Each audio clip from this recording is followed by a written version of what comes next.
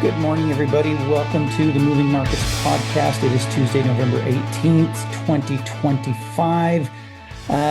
As much as I wish it was not the case, we got the same old thing going on today that we've had for basically, this makes the third out of 4 days, fourth day in a row for the Dow Jones Industrial Average. Once again, it's ugly, although, and it's early. It's 10:45 a.m. Mountain Time right now, so early afternoon on the East Coast. As of right now, at this moment, the Nasdaq at least is at its highest point of the day, or at least close to it. I guess not quite at its highest point of the day, but not terribly far off it. It's showing some signs of life. It's trying to rebound a little bit. It's way too early to know if this will hold, if it will continue to move up and possibly go back to maybe a break even today, or if it'll turn the corner once again and go back to the downside. One individual that I listen to a lot, and I don't know, maybe I put a little more weight in what he says than some other people. He's a regular on Fox Business News, and I occasionally see him as well on MSNBC. His name is Mike Lee, different than the Utah Senator Mike Lee in the the United States Senate.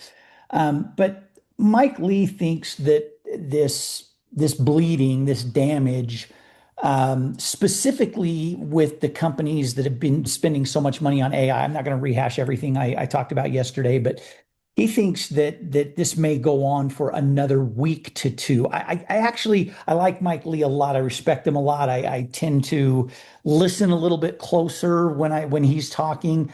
I hope he's wrong.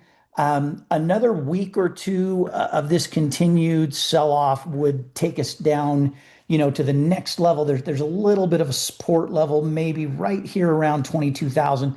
But honestly, the next strong level of support for the Nasdaq is down around 21,500. And I genuinely hope we're not in for that much of a dip. If today, by some small miracle, were to finish positive, you would start looking at this 22,500 and saying that might be support. It was kind of a visual support here, a little bit of resistance right here. And if we actually finished up here, maybe not even positive, but let's say hypothetically, we finished at the highest point that the Nasdaq has been so far today, and that, it could happen. I don't know that it will, but it could happen.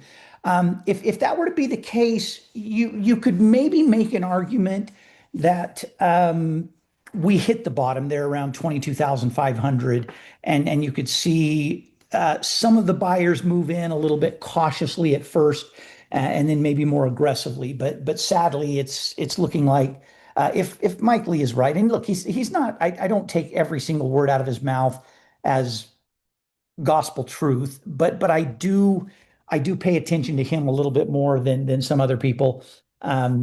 And he tends to be right more often than not. You can see just in the time I've been talking, the Nasdaq has kind of slipped the other direction again. But that, who knows? Like I said, there's a lot of time left today to trade. Really quickly, this is going to be a short podcast. I'm going to be on the road for the next few hours and wanted to get this done before I'm traveling. I closed out our triple play trades on Palantir and Marvell. Took losses on both of those. I don't want to try and adjust and guess and figure out what Palo Alto Networks might do tomorrow, what Nvidia might do tomorrow after the close, whether they'll give some hope to the tech sector or whether they'll cause some more sell off. Instead of playing that guessing game, I went ahead and exited those trades. I also on Discord sent out an adjustment for Nvidia, and I'm going to show you that right now just in case, because I may not have time to put this in a PDF today and send it out in that way like I normally like to do. So here's what I sent out on Nvidia today. Take a close look at that. I'm basically adding a bear put spread to Nvidia. I'm doing kind of a large spread, 180 to 170.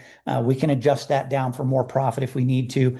I will quickly turn this into a bull put spread if Nvidia reports really good earnings and it starts to turn not just Nvidia, but the Nasdaq around, if it starts turning the Dow around. I'm probably at the end of the day today or tomorrow morning, before Nvidia has a chance to report, I am probably going to do something similar for Palantir.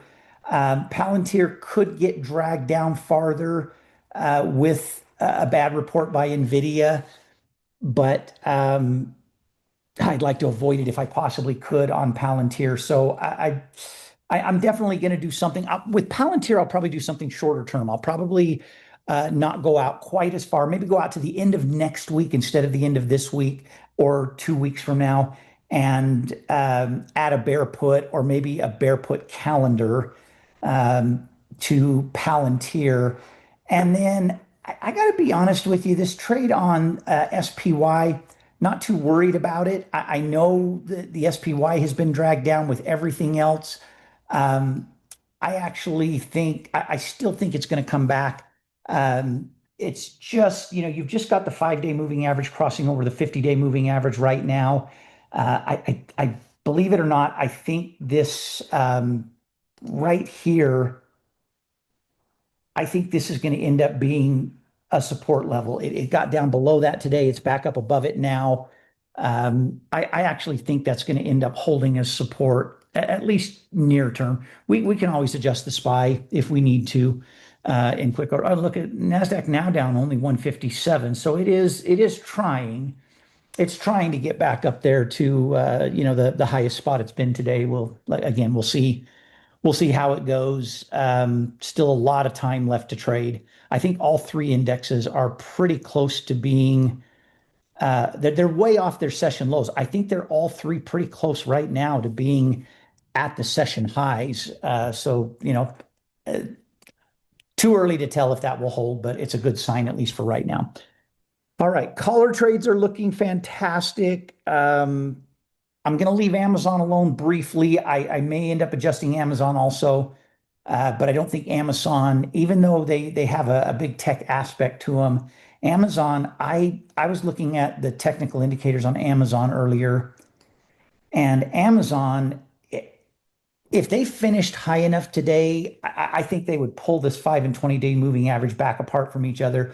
The RSI has not fully crossed over yet. It's very, very close, but not fully crossed over. And the MACD is kind of crossing over. Amazon, of all of these open trades that we have on the spread trade side, could reverse the fastest and easiest, in my opinion. I could be wrong, but that's kind of what I think is going to happen. So I'm going to hold off a day or two on Amazon as well. Hang in there. I've taken some losses this week. I know you have as well on your spread trade portfolio. We're down a little bit, but I'm still optimistic we'll finish the year strong. And I'm still planning on getting some new trades out before the end of this week, but not before we get that report on Nvidia. You're probably going to get a Thursday afternoon or a Friday morning trade as we end this week. All right. Thanks, everybody. Have a great rest of your day. I'll be back on regular time tomorrow. Bye-bye.